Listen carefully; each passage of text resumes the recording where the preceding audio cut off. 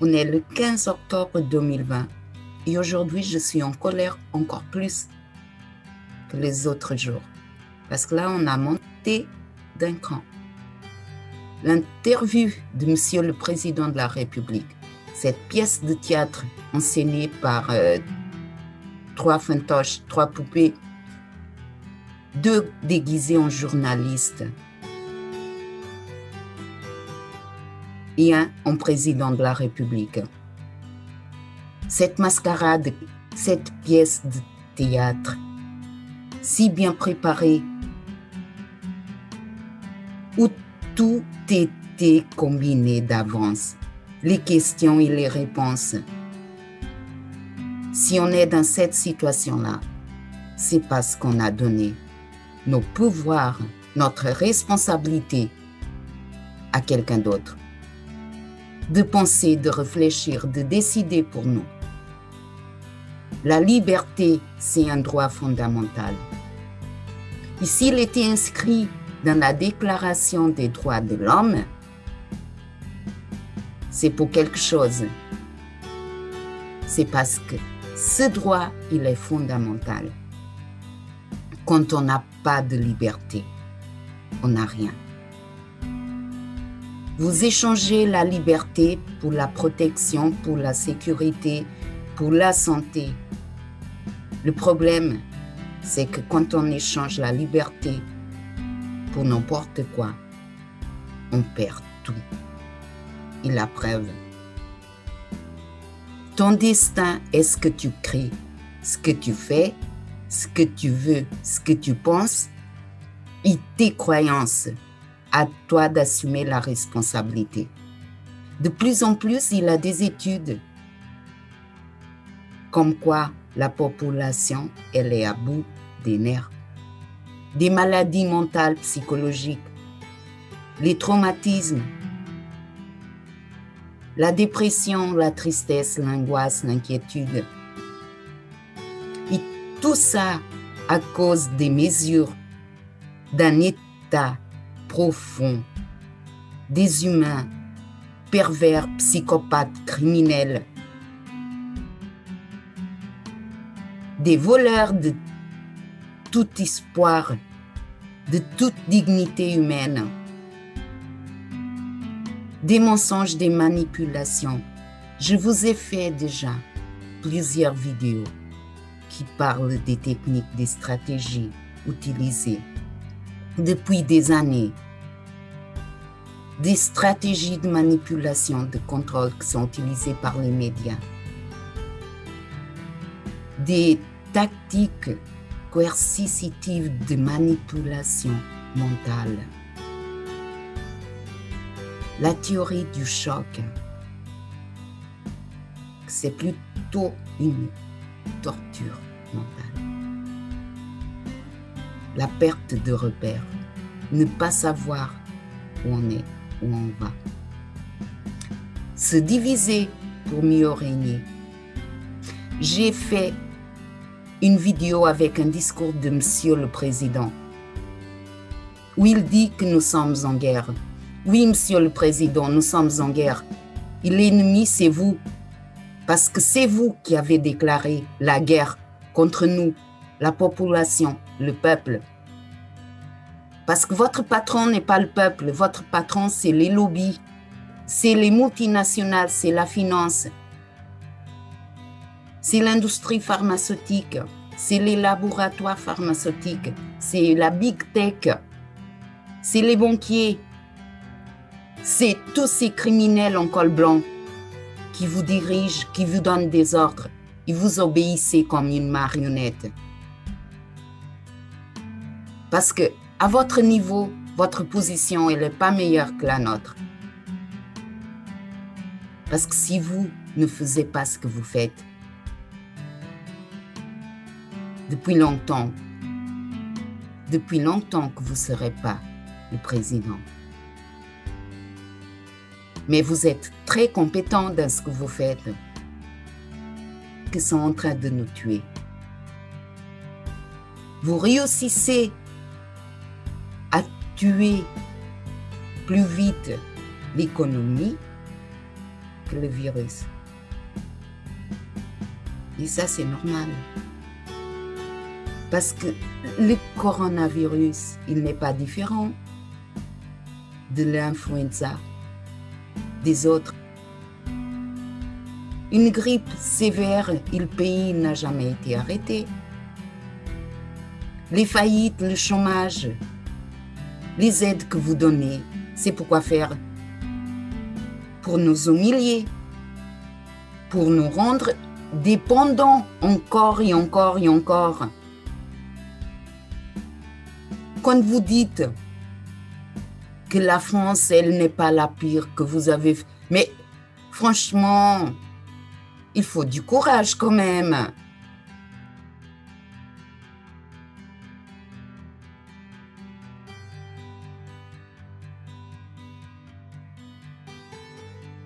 Je précise que nous venons à peine d'enlever nos masques à l'instant et que nous sommes chacun à 2 mètres l'un de l'autre, ce qui permet de ne pas prendre de risque de contamination.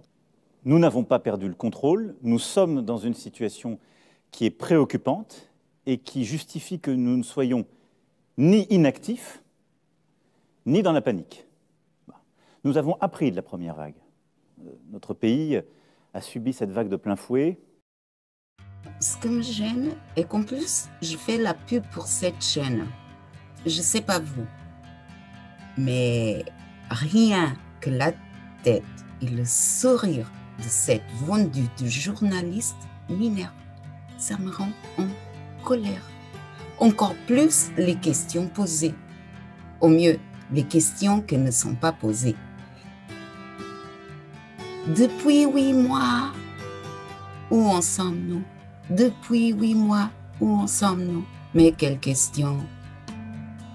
Mais c'est évident, on est bien pire qu'avant, nous, le peuple, parce que eux, les autorités, les gouvernants, ceux qui donnent des ordres, qui prennent des décisions, ils ont bien appris qu'est-ce qu'il faut faire pour empirer encore la situation.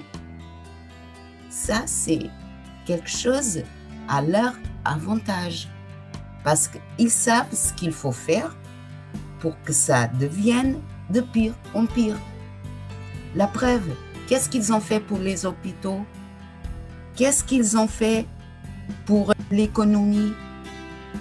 Ceux qui sont en ce moment au chômage qui n'étaient pas avant, ils ne le seront jamais si ce n'était pas le coronavirus, si ce n'était pas leur mesure de confinement. Ils ont bien appris comment faire peur, comment angoisser, comment hypnotiser, comment contrôler, manipuler, dire des mensonges de plus en plus. Et nous, comme des moutons, des agneaux, on obéit. Et on croit toujours. On se dit, oui, c'est comme ça, on ne peut rien faire. Si on peut faire quelque chose. Être informé, creuser les informations, savoir, s'intéresser, être responsable. Surtout ça, être responsable. Et ne pas croire aveuglement à tout ce qu'ils disent. Et en effet, ce virus que nous connaissons maintenant depuis le début de l'année et qui nous frappe depuis 8 mois revient. Nous sommes dans ce qu'on a souvent appelé cette deuxième vague. Et ça remonte partout en Europe. Au moment où nous nous parlons, l'Allemagne est en train de prendre aussi des mesures restrictives parce qu'elle a beaucoup de cas. Elle est 15 jours, 3 semaines derrière nous, mais dans une situation préoccupante. L'Espagne, les Pays-Bas sont aussi dans une situation très préoccupante, avec même plus de cas rapportés à leur population que nous.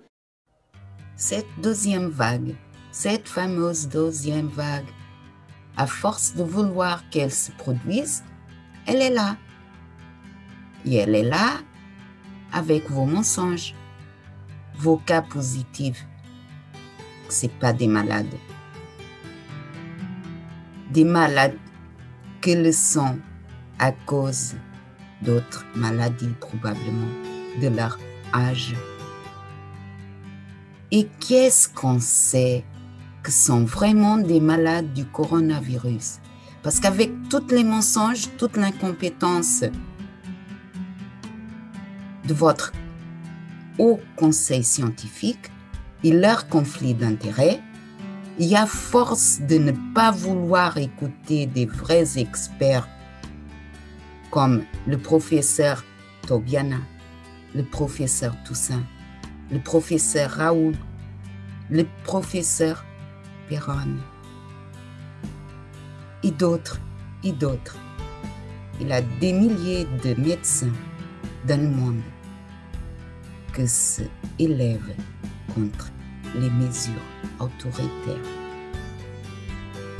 les mesures qui ne sont pas corrélées avec la réalité. Ces malades-là, qu'est-ce qu'on sait qu'ils ont le coronavirus? Ça peut être la grippe. Vous-même, vous ne savez pas la différence entre l'un et l'autre. Mais vous diffusez en permanence dans les médias subventionnés et achetés par des milliardaires et gracieusement payés par des fondations comme la fondation Melinda et Bill Gates, ou Bill Gates et Melinda, des millions au journal Le Monde que vous subventionnez aussi, pour qu'ils disent ce que vous le permettez de dire. Il y a 90%, je crois que je suis gentil. Ils ne disent pas la vérité. Ils font de la propagande. Ils font une campagne de manipulation, de contrôle, de peur, pour torturer, pour hypnotiser toute une population. Non, Monsieur le Président, la France est bien pire que les autres. Et même BFM le dit, votre chaîne, la chaîne de votre ami, celui qui a tout fait pour que vous soyez élu président de la République française. Nous savons de ce virus. On sait qu'il tue. L'OMS le rappelait ce matin, 0,6% des gens qui sont touchés, 32 000 victimes en France. Il tue plutôt les gens qui sont plus âgés. C'est vrai que 90% des gens qui sont morts, de nos concitoyens qui sont morts de ce virus, avaient plus de 65 ans. Il frappe plutôt celles et ceux qui ont aussi d'autres pathologies, un diabète, de l'hypertension, de l'obésité, mais on peut aussi ne rien avoir de tout cela et en mourir. Et il frappe de manière très injuste, encore plus dans les milieux les plus précaires, les plus pauvres. Mais une fois que j'ai dit ça, ce virus frappe toutes les catégories d'âge et il y a des formes très sévères à tous les âges. Au moment où je vous parle, nous y reviendrons, la moitié du nombre de Covid qui sont en réanimation ont moins de 65 ans. Au moment où je vous parle, nous avons des centaines de milliers de nos concitoyens qui ont eu ce virus, qui en sont sortis, qui sont en train de l'avoir, qui en sortiront, mais qui ont perdu l'odorat, le goût, qui auront des lésions, des poumons, parfois des conséquences cardiaques, gastriques, d'autres cérébrales, que nous ne comprenons pas parfaitement. Donc ce virus, il est dangereux et grave pour tout le monde. Merci, Monsieur le Président, de dire ce qu'on sait déjà. Ce virus est dangereux pour les personnes âgées, pour les personnes qui ont d'autres maladies. Il y a cause. Non, je ne veux pas être égoïste, je respecte tout mon respect, toute ma solidarité, tout le respect pour les personnes âgées. J'ai des personnes âgées dans ma famille que j'aime, que je ne veux pas perdre. Mais est-ce que j'ai le droit d'empêcher à mon fils de vivre?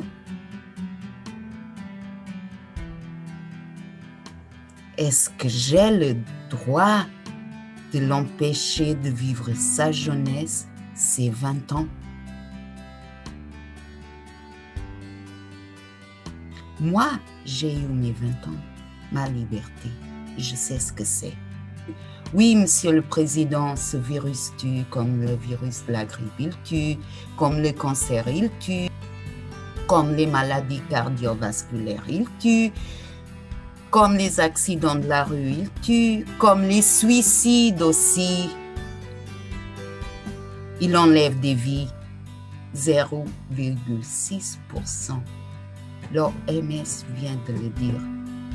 Et encore, parce que même avec tous les faux malades du Covid que vous inventez, c'est 0,6%. Parce qu'il a deux genres de virus. Ceux qui sont contagieux, trop contagieux, mais pas mortels, pas graves, pas dangereux. Et ceux qui ne sont pas trop contagieux parce qu'ils n'ont pas le temps de... mais qu'ils sont mortels, trop mortels. Je me demande pourquoi vous vous inquiétez autant cette année. C'est partout dans le monde, parce que dans un seul pays, c'est pas possible. Si c'était seulement la France, on se dirait, mais les frontières, hein, ce virus, il est intelligent, il sait lire, hein, il va attaquer les Français, la population française. Mais il fallait que ça soit mondial. Ils ont essayé le coup avec le H1N1. Et nous avons 32% de nos services de réanimation qui sont occupés par des concitoyens qui ont le Covid. Ce qui veut dire que nos services de réanimation sont aujourd'hui dans une situation de pression qui n'est pas soutenable. Et ce qui est important de comprendre, et je m'arrêterai là sur ce point, c'est que la différence entre le moment où je vous parle et ce qu'on a fait en mars-avril, c'est que nous avons appris, on sait comment il fonctionne, et le virus n'a pas décollé à ce point. Donc nous n'avons pas perdu le contrôle. Mais nos urgences, nos services hospitaliers sont dans une situation qui est plus préoccupante qu'alors. Pourquoi ? Mais arrêtez votre cinéma, Monsieur le Président. Cette année, ce n'est pas différent de toutes les autres années où il a une grippe un peu plus sévère. Les hôpitaux, ils sont débordés. Il manque de tout. Des lits, des personnels, des médecins, des infirmiers. Est-ce que vous avez fait quelque chose depuis le mois de mars? Depuis la pandémie? Ces numéros-là, ces chiffres-là que vous annoncez, c'était qui a décidé du nombre de lits en réanimation? C'est qui a décidé de ces chiffres, de cette politique stupide, tueuse, jusqu'à ce moment où vous réussissez à tuer les personnes malades? En ce moment, vous tuez ceux qui ne sont pas malades, ceux qui veulent travailler, qui ont envie de vivre. Vous êtes un criminel, vous et toute cette bande qui décide de ces politiques. Aujourd'hui, nos soignants sont très fatigués, à juste titre, parce qu'ils ont été au front pour la première vague. Ils ont ensuite dû reprogrammer tous les autres soins durant tout l'été, et il y a cette deuxième vague. Et donc, nous n'avons pas de lits en réserve, de lits cachés. Eh, monsieur le journaliste, elle est où la question qui fâche? Qu'est-ce que vous avez fait, monsieur le président? Pourquoi on n'a pas de lit? Qu'est-ce que vous avez fait pour les personnels? Est-ce que vous avez fait un plan? Faire des contrats d'admission des médecins, des infirmiers, des personnels soignants? Elle est où cette question? Ou instaurer un ou des couvre-feux. Il se dit depuis plusieurs jours que vous avez opté pour cette option-là, le couvre-feu. Est-ce que c'est le cas? Oui, mais je vais d'un mot vous expliquer d'abord pourquoi on agit tous et pourquoi on fait ça. On l'a dit, si on doit réagir, c'est qu'on doit freiner la diffusion du virus.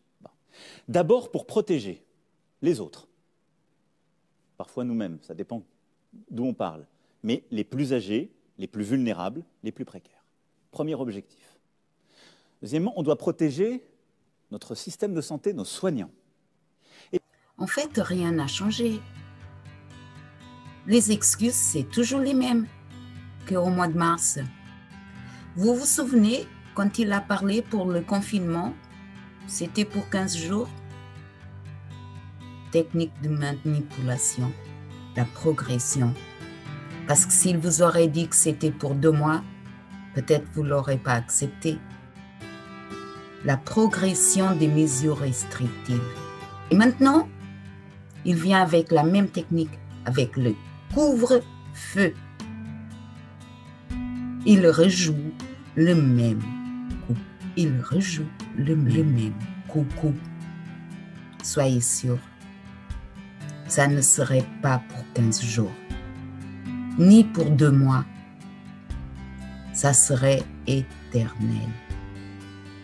Car la raison n'est pas arrêter la circulation du virus et enlever toute la liberté et contrôler toute la population. Parce que nous sommes une nation de citoyens, on est tous liés les uns les autres. Et donc, même si je ne veux pas être altruiste, freiner le virus, c'est aussi protéger ma santé. Parce que si je ne le freine pas, demain, si j'ai autre chose, ma mère, mon père, ma sœur a autre chose, il n'y aura plus de place pour le soigner. Je protège mon emploi en faisant ça. Donc ça, c'est notre objectif. Et cet objectif, de manière très concrète, c'est freiner le virus, c'est faire que ces 20 000 nouveaux cas par jour, on va devoir les ramener à 3 à 5 000 cas par jour, parce que là, on peut maîtriser. C'est que ces 200 entrées en réanimation, on doit aussi fortement les réduire, pour au fond revenir à un niveau de nombre de cas Covid en réanimation qui est de l'ordre de 10 à 15% d'honorer au maximum, parce que là, c'est soutenable. Monsieur le Président, vous avez dit que des mensonges. Protéger l'emploi. L'emploi de qui? Les entreprises qui sont en faillite. Plus de 60 000 entreprises sont en faillite. Des milliers de chômeurs, et vous parlez de protéger l'emploi. Mais vous nous prenez vraiment pour des cons, des abrutis. Et tout ce que vous dites que vous pouvez le maîtriser, bien sûr que vous pouvez le maîtriser. Pour les cas positifs, les résultats des tests, il suffit de faire les tests comme il faut, réduire les cycles. Pour les lits en réanimation, les cas Covid, les personnes que vous dites que sont malades du Covid, bien sûr, vous pouvez le maîtriser aussi. Il suffit de dire que la personne a une autre maladie. Et c'est pour ça qu'elle est en réanimation.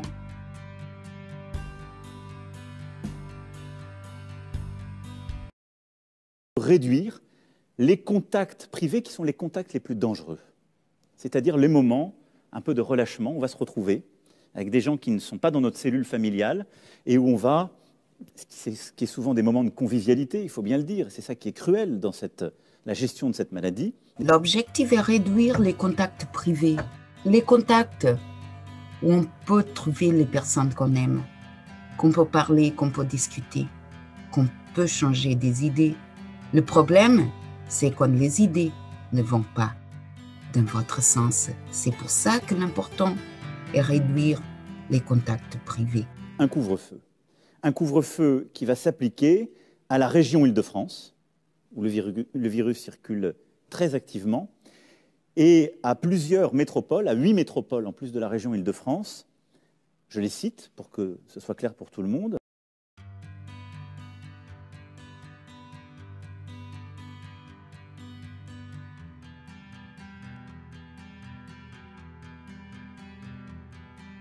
Les métropoles, je dis bien, de Grenoble, Lille, Lyon, Aix-Marseille, Montpellier, Rouen, Saint-Étienne et Toulouse. L'ensemble des élus de ces métropoles ont été appelés, les préfets mobilisés pour organiser les choses. Ce couvre-feu, il se fera entre 21h et 6h du matin et il commencera à partir de ce samedi 0h. Et il durera combien de temps? Écoutez, il durera, le gouvernement est en mesure de le décider pour 4 semaines. Nous irons devant le Parlement pour pouvoir essayer de le prolonger jusqu'au 1er décembre. L'analyse que nous faisons, c'est que si dans les 6 prochaines semaines, nous arrivons dans ces zones de circulation active à avoir les mesures qui ont été annoncées ces dernières semaines, parce que toutes ces métropoles ont été, pour certaines, à l'exception de Rouen, qui a eu une accélération ces derniers jours, ont déjà vu leurs bars être fermés et d'autres lieux déjà subir des contraintes. Si pendant 6 semaines, nous tenons ce couvre-feu, on est collectivement responsable justement d'un engagement collectif de réduction de ces contacts, à ce moment-là, nous pensons que nous pourrons progressivement réouvrir. Je suis très prudent parce que l'expérience nous enseigne qu'on ne maîtrise pas tout, qu'on ne sait pas tout dire.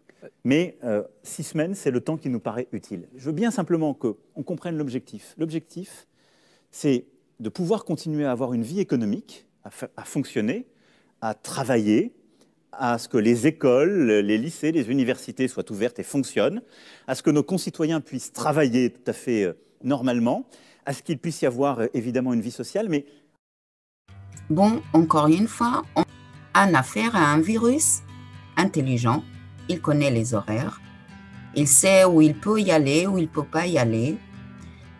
Les amphithéâtres, cette année, à cause des résultats des élèves, parce qu'il n'a pas eu de cours, ils étaient exemplaires. Le taux de réussite, il n'a jamais été si élevé au bac. Les amphithéâtres des universités, ils sont remplis. Et c'est 8 heures par jour. Le métro, le virus, il ne peut pas rentrer dans le métro. Hein. C'est interdit. Dans le travail. Non, mais quand vous êtes en privé, en famille, ça c'est grave. Le virus, là, il devient fou furieux. Il vous attaque. Ces mesures sont pour qui, Monsieur le Président? La priorité, c'est l'économie, l'école, la vie sociale, bien sûr. Non, mais quand même, vous maîtrisez très bien et vous maîtrisez tout. 4 semaines. Ah, on verra jusqu'au 1er décembre. Oh, le plus long, 6 semaines. Mais si vous êtes des bons enfants, tout va bien. C'est tout ce qui a fait progresser le virus dans ces régions, c'est-à-dire les rendez-vous, entre guillemets, privés, les parties, les anniversaires, les moments de convivialité, on se retrouvait à 50 et 60, des soirées festives, malheureusement, parce que ce sont des vecteurs d'accélération de ce virus. Pour être clair et concret, à 21 h, dans toutes ces villes, ça doit faire 18-20 millions d'habitants, j'ai fait l'addition approximative. Parce que vous avez raison. Tous les cinémas, tous les théâtres, tous les restaurants, tous les bars sont vides. Tout le monde est chez soi ou sur le chemin du retour vers chez soi? Alors, ils fermeront en effet pour cette heure-là. Après, ça dépend. Je pense qu'il faut accompagner de beaucoup de bon sens tout cela et d'une gestion très locale. C'est-à-dire que, évidemment, tous ces établissements devront fermer à 21 h. Et après, ça dépend de votre situation particulière. Si vous habitez à côté du restaurant, vous pouvez sortir à 21 h et être chez vous. Si vous avez une demi-heure de transport, vous allez vous organiser pour le quitter à 20 h 30. Et puis après, il y aura aussi des éléments de concertation locale, parce qu'on voit bien que les situations sont très différentes. L'organisation de nos vies ne sont pas les mêmes à Grenoble, Rouen, Saint-Étienne ou Paris.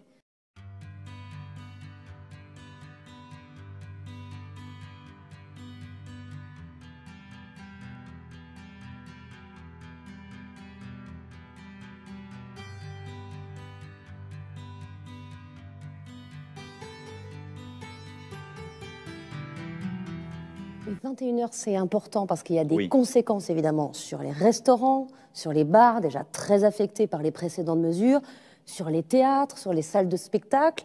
Est-ce que vous avez prévu de nouveaux dispositifs pour venir en aide à ces commerces, à Alors, ces vous avez d'abord totalement raison. On va essayer d'aider au maximum. Mais voilà la question la plus importante de la soirée. Elle n'était même pas planifiée. C'était même pas un petit arrangement là. Mais quelqu'un, des aides. Personne veut de l'aide. On veut travailler. On veut être indépendant. Arrêter de faire des Français des assistés. Parce que les plus grands assistés, c'est pas ceux que vous êtes en train de tuer. Personne ne veut de votre aide. En fait, personne ne veut de vous. Ce que la population, elle veut, c'est se débrouiller, c'est travailler. C'est pas des enfants, des irresponsables, des assassins. C'est pas des égoïstes. Non, l'égoïste, c'est vous. C'est vous qui faites les mesures. C'est vous qui avez un plan sur mesure. Et il faut le respecter. Les gens veulent juste travailler. gagner leur salaire, leur vie. Ce que vous donnez, des milliards que vous donnez aux multinationales, aux lobbies, les milliards que vous gaspillez, que vous jetez à la poubelle pour les tests, parce qu'ils sont mal faits. Mais les gens, laissez-la travailler. Vivre ou mourir, c'est notre problème.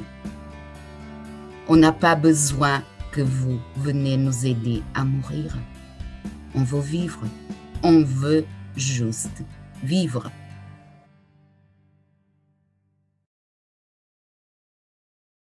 C'est clair, je ne veux pas que nos indépendants, nos TPE, nos PME ferment, tombent en faillite à cause de ce couvre-feu comme c'était à cause du confinement. La vie est... Monsieur le Président, vous avez dit que des mensonges.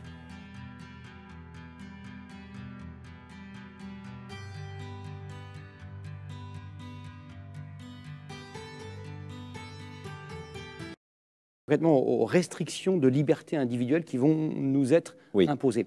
Va-t-il y avoir des exemptions, des exceptions? J'ai compris que je ne pourrais pas me promener à 22h15 sans motif valable. Y aura-t-il des attestations, comme pendant le confinement? Y aura-t-il des applications sur téléphone portable? Comment ça va se passer? Oui, exactement, comme cela. C'est-à-dire dès samedi matin 0h. Dès samedi, donc c'est le travail qui sera fait dans les 2 jours. Il va y avoir des viennent. attestations dès samedi. Demain, le Premier ministre, avec les ministres, feront une conférence de presse pour rentrer dans les détails, mais de manière très simple. Je l'ai dit, nous allons continuer à travailler. Notre économie en a besoin, notre société en a besoin, on en a besoin. Nos enfants ont besoin de continuer d'être à l'école. Je me félicite que nous ayons été parmi les premiers pays à rouvrir nos classes, qu'on ait réussi la rentrée scolaire, et je remercie nos enseignants qui ont fait un travail formidable. On doit continuer ça. On doit continuer de pouvoir aller au travail dans tous les secteurs, pour soigner, pour faire tourner notre industrie, nos services, et notre pays a besoin de ça. Son moral, et puis pour financer le reste du modèle. Bon. Et donc, évidemment, pour toutes celles et ceux qui rentrent du travail après 21h, ou qui travaillent de nuit, qui travaillent plus tard, il y aura une autorisation.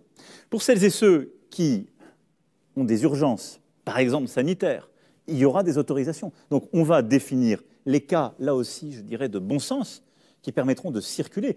Il n'y aura pas une interdiction de circuler entre 21h et 6h du matin. Il y aura une stricte limitation aux bonnes raisons. Mais ça veut dire, par contre, qu'on n'ira plus au restaurant, on ne sortira plus du restaurant après 21h, qu'on n'ira plus chez des amis, qu'on n'ira plus faire la fête, parce qu'on sait que c'est là qu'on se contamine plus facilement et qu'il faut réduire. Et qui fera respecter ce couvre-feu? Est-ce qu'il y aura la police? Est-ce qu'il y aura des militaires? Qu'est-ce qu'on peut imaginer? D'abord, je pense y aura-t-il des contraventions? Oui, d'abord, il y aura des contrôles, et je remercie nos forces de l'ordre de le faire depuis le début. Et il y aura des amendes, comme il y en a déjà pour justement beaucoup d'infractions prévues. Combien, d'ailleurs? Donc ce sera une amende de 135 €, qui est celle qui prévaut pour aujourd'hui les masques ou les restrictions déjà quand il y en a qui sont observées, je le rappelle. Et je rappelle aussi qu'en cas de récidive, c'est 1 500 €.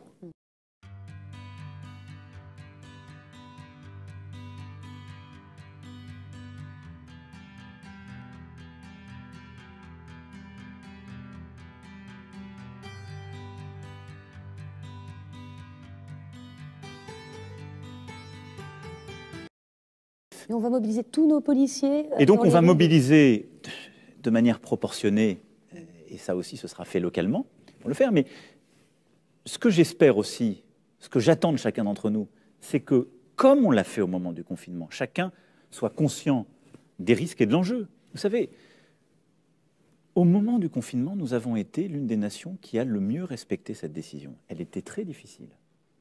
Les Français ont été exemplaires, parce qu'ils ont compris que c'était pour protéger les plus fragiles et pour protéger nos soignants. Et nous l'avons respecté beaucoup mieux que dans d'autres pays.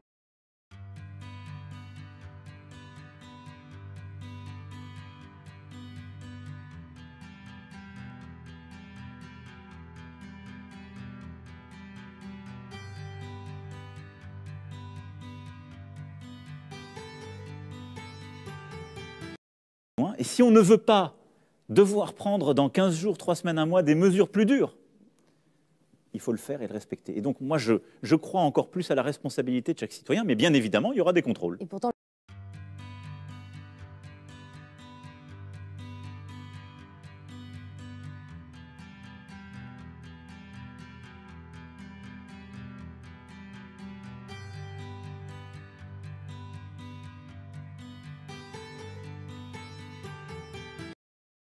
se compare, la France, en mortalité, a bien tenu les choses. Parce que si on regarde sur 2-3 ans, les comparaisons qu'on a parfois faites entre la France et l'Allemagne ne sont pas si vraies qu'on le croit. Encore une question très pratique. Il y aura dans ces villes, dans ces agglomérations sous couvre-feu, autant de transports en commun. Je pourrais prendre un train de Lille à Paris qui arrive à Paris à 22h15. Il y aura autant de taxis, autant de VTC. Alors, il y aura... Vous allez mettre un peu l'offre de transport en commun, elle sera évidemment mobilisée, comme d'ailleurs nous l'avions fait aussi, même s'il y avait eu un petit peu de réduction pendant le confinement, mais elle continuera d'être mobilisée. Il n'y aura pas de restriction des transports. Premier point. C'est important parce qu'il y a des gens qui continueront à travailler la nuit ou en soirée ou le matin tôt, et parce qu'il doit y avoir des déplacements pour des bonnes raisons. Ensuite, nous n'avons pas décidé de réduire les déplacements entre les régions. Là aussi, c'est un choix, parce que je pense que, comme vous l'avez dit, c'est le choix de ne pas infantiliser, mais de responsabiliser. Et donc, ça veut dire qu'on n'empêche pas les gens de passer d'une région à l'autre, ou, d'ailleurs concrètement, de partir en vacances. Mais on va leur demander de respecter des règles de citoyenneté pendant les semaines et les mois qui viennent. Monsieur le journaliste, on ne s'excuse pas pour poser des questions. C'est une interview. Par contre, toutes ces restrictions, non, on n'est pas de petits-enfants, le contrôle, mais la responsabilité, vous êtes des responsables, oui, mais dans ma tête de petit enfant ou d'adulte, expliquez-moi pourquoi vous n'avez pas posé la question qui dérange. Alors, il faut travailler. Vous êtes empêché de vous réunir en famille, mais vous pouvez partir en vacances. Expliquez-moi ça. Expliquez-moi ça. Vous êtes dans une zone à risque, avec beaucoup de cas. Il pouvait partir là où il n'a pas de cas. Bah, vous allez contaminer les autres. Non, mais expliquez-moi ça, comme si j'avais 5 ans. Monsieur le journaliste, monsieur le président.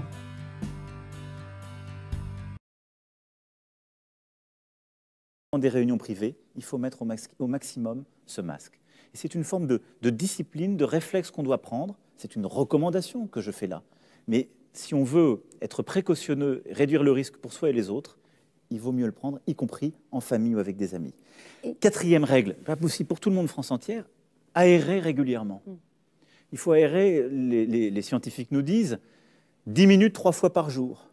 Mais aérer de manière régulière. Il y a des protocoles qui sont faits d'ailleurs dans les écoles comme chez les professionnels de santé, c'est important. Et puis, une dernière règle, je dis ça parce qu'on a regardé ce qui marchait chez nos voisins, chez les autres, cette fameuse règle des 6. Au restaurant, on l'a dit, je remercie une fois encore nos restaurateurs, on a dit pas plus de 6 à table. Eh bien, au maximum, pour notre vie personnelle, il faut qu'on fasse ça. Si on est une famille de 7, 8, 9, 10, c'est évident, on continue à avoir une vie familiale normale. Là aussi, il faut avoir du bon sens. Et pas plus de 6 dans la rue. Mais on essaie, quand on invite des amis, de ne pas être plus de 6 à table. Et pas plus de 6 dans la rue non plus, par et groupe on d'amis. essaie de ne pas se regrouper, voilà, à plus de 6. Cette règle des 6, qui est une règle de bon sens que chacun peut avoir, il faut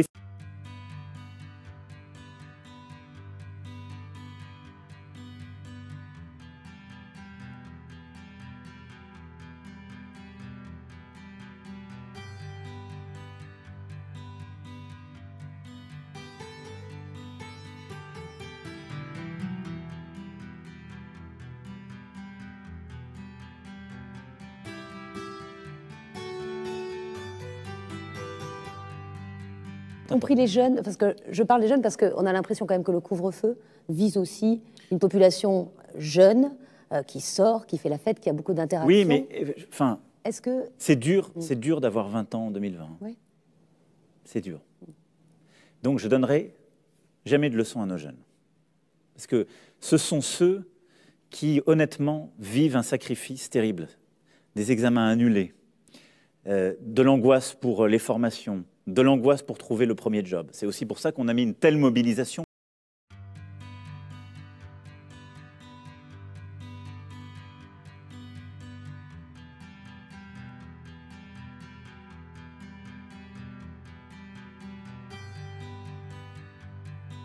Et je pense qu'il faut faire attention. Le télétravail, c'est un outil quand on l'utilise intelligemment, que c'est flexible, que c'est presque individualisé, négocié au plus près, c'est intelligent. Si c'est une règle nationale, là maintenant, on a dû le faire au moment du confinement, mais là maintenant, parfois, on réisole les gens. Vous savez, le télétravail, je vais être un peu direct, quand on a une résidence secondaire tout à fait sympathique et qu'on télétravaille, c'est chouette. Quand on a un appartement, que les enfants sont à la maison, qu'on a la promiscuité, ça devient vite très dur. Et puis, on a besoin d'échanger avec des collègues de travail. Bon. Donc, il faut là aussi du bon sens. On a besoin...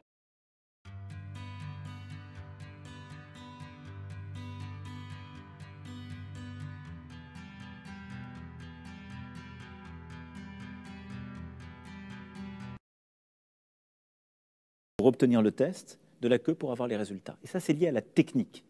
Vous entendez beaucoup parler de ce test qu'on appelle PCR. En effet, il faut une technique d'analyse. Alors, comment on va répondre à ça? On va changer les choses. Et je veux aussi donner une perspective à nos concitoyens. Là, je dis pour 6 semaines, on va faire couvre-feu dans ces métropoles et en région Île-de-France. Et on se remobilise partout dans le pays pour essayer de gagner cette bataille. Ensuite, on doit progressivement aller vers une stratégie qui est partout dans notre pays, tester, alerter, protéger.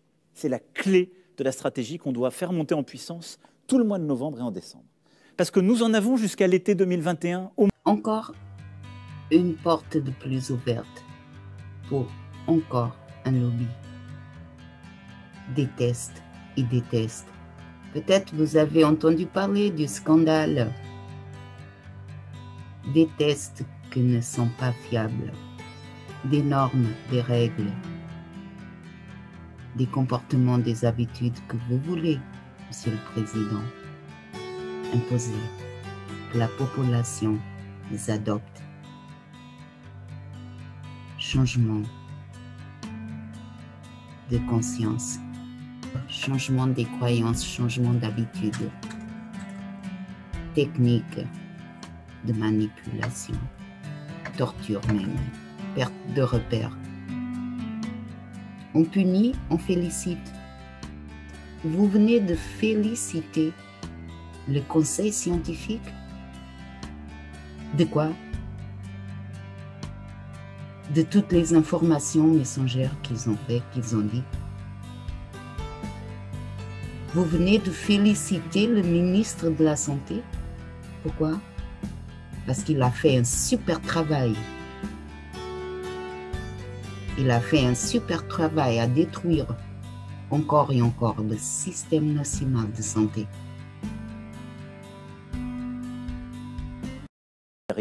Ou autre. Ce que Stop Covid n'a jamais permis de faire. Vous avez raison. C'est un échec cuisant. Les derniers chiffres nous disent que Stop Covid a servi à alerter, à ce jour, 493 personnes. Alors, je ne prendrai pas ce chiffre pour dire que c'est un échec. Ça n'a pas marché. C'est-à-dire que c'est surtout, ça a été beaucoup moins téléchargé que tous nos voisins. 2,5 millions de personnes à peu près. Les Britanniques, les Allemands ont beaucoup plus de...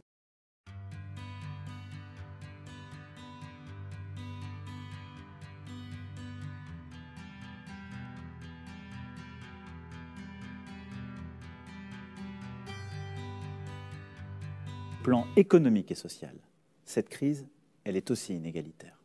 Pourquoi? Parce que les emplois qui ont été détruits, ce sont surtout les emplois en CDD et en intérim, c'est-à-dire des plus précaires. Et donc c'est aussi pour ça que j'assume la force de la réponse économique que nous avons eue. Et là, le rapport aussi le dit très clairement, nous sommes sans doute le pays d'Europe qui a été le plus fort sur ce sujet, qui a le plus investi, 460 milliards d'euros. Et nous allons continuer de le faire, comme je l'ai dit, de manière exceptionnelle. Mais en effet, les plus précaires qui tombent dans la pauvreté, on doit avoir une réponse. Et donc ce que nous allons faire, parce que c'est le dispositif le plus large et le plus efficace, c'est pour les bénéficiaires du RSA et des APL, ce qui touche du coup tous les jeunes, là aussi très largement les 18-25 ans, d'avoir une aide exceptionnelle, là, pendant ces 6 semaines qui viennent, de 150 € plus 100 € par an.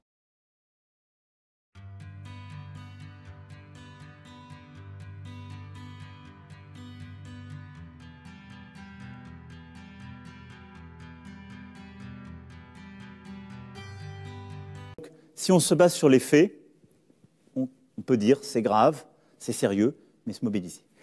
La raison d'espérer, je vais vous dire, c'est que nous sommes en train de réapprendre à être pleinement une nation. C'est-à-dire qu'on s'était progressivement habitué à être une société d'individus libres. Nous sommes... Vous l'avez entendu. On avait l'habitude d'être une société d'individus libres. Réfléchissez. Tout ce qu'ils font, c'est avec notre consentement. Sachez lire entre les lignes. Soyez informés. Divulguez l'information. Ne vous laissez pas manipuler ni contrôler. À bientôt.